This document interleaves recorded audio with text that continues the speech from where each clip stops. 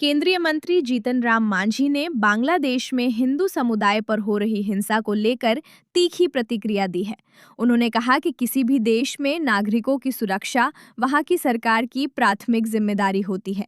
अगर बांग्लादेश में अल्पसंख्यक असुरक्षित हैं, तो ये सीधे तौर पर शासन की विफलता को दर्शाता है। मांझी ने कहा कि भारत में अल्पसंख्यक समाज आपसी भाईचारे के साथ रह रहा है, जो लोकतंत्र की मजबूती का प्रमाण है। उन्होंने बांग्लादेश की जनता से भी आगे आकर हिंदू समुदाय की सुरक्षा सुनिश्चित करने की अपील की और कहा कि हिंसा पर चुप रहना भी अपराध के समान है। उन्होंने बताया कि भारत सरकार ने इस मुद्दे को गंभीरता से लेते हुए बांग्लादेश के उच्चायुक्त को तलब कर अपनी चिंता स्पष्ट की है। मांझी ने कहा कि जब किसी समुदाय को चुन चुनकर निशाना बनाया जाए तो इसे आंतरिक मामला नहीं कहा जा सकता। बिहार में शराबबंदी पर भी मांझी ने सवाल उठाए। उन्होंने कहा कि सरकार की मंशा भले सही हो, लेकिन कार्रवाई का बोझ गरीब और आम लोगों पर डाला जा रहा है।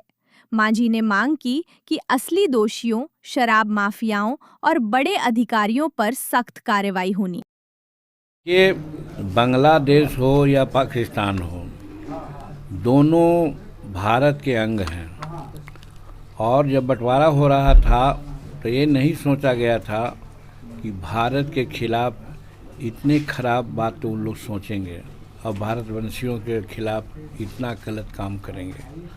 लेकिन दुर्भाग्य है ऐसा वो लोग कर रहे हैं। बांग्लादेश में हमारे बांग्ला में रह रहे भारतीय लोग हैं, उसमें सभी धर्म के, चाहे हिंदू भी हों, सिख हों, ईसाई हों, सभी लोगों के साथ वो लोग ये समझते हैं कि वो भारतीय हैं और इसलिए उनके साथ जो भी विचार व्यभिचार हो सकता है वो कर रहे हैं।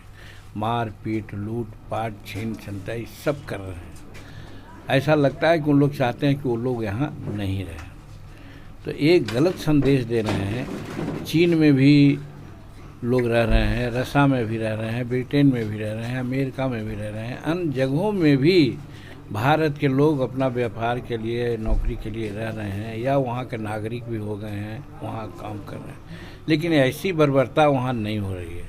इसलिए बांग्लादेश के लोगों को सोचना चाहिए कि जब संसार में वसुधैव कुटुंब का मामला है, कहीं कोई नहीं हो रहा, तो आखिर क्या कारण है कि जो भारत के रहने वाले लोग हैं उनके प्रति वहाँ इस प्रकार का कर्तव्य किया जा रहा है, लूटा जा रहा है, मारा जा रहा है, घर को जलाया जा रहा है, हमारे धार्मिक स्थलों को तोड़ा जा रहा है।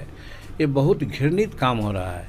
ऐसा करने पर हम समझते हैं कि जो संसार में शांति है, शांति में खलल पड़ सकती है।